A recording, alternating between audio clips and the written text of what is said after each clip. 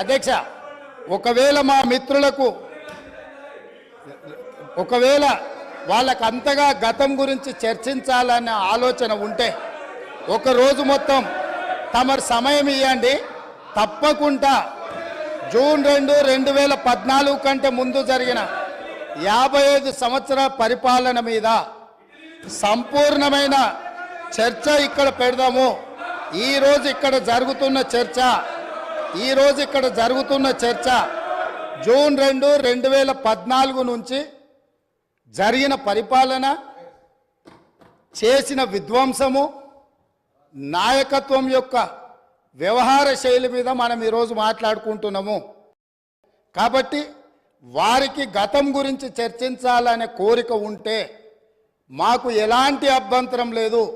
గతంలో జరిగిన పరిపాలనలో ఇక్కడున్న వాళ్ళకి చాలామందికి పాత్ర లేకపోవచ్చు, కానీ అక్కడున్న వాళ్ళకు చాలామందికి పాత్ర ఉంది.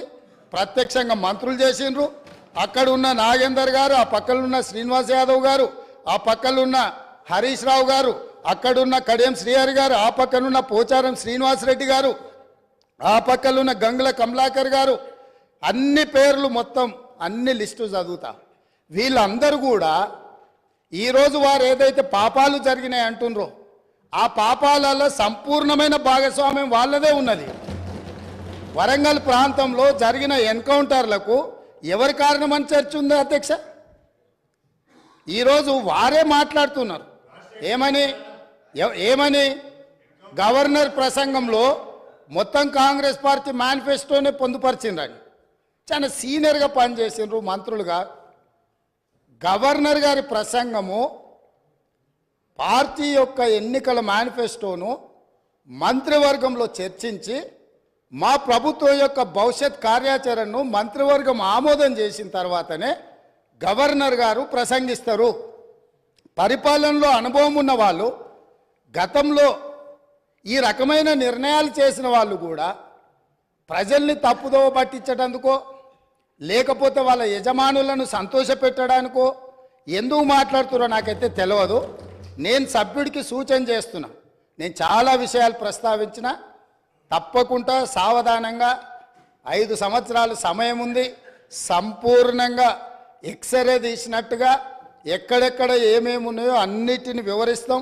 మా ఆర్థిక మంత్రి గారు, డిప్యూటీ సీఎం గారు జరిగిన విధ్వంసం ఏంది, ఆర్థిక నేరమేంది, అన్ని విషయాలు ఈ సభలోనే తమరి అనుమతి తీసుకొని చర్చకు పెట్టి వాటన్నిటిని విశ్లేషిద్దాం. మేము సిద్ధంగా ఉన్నాం.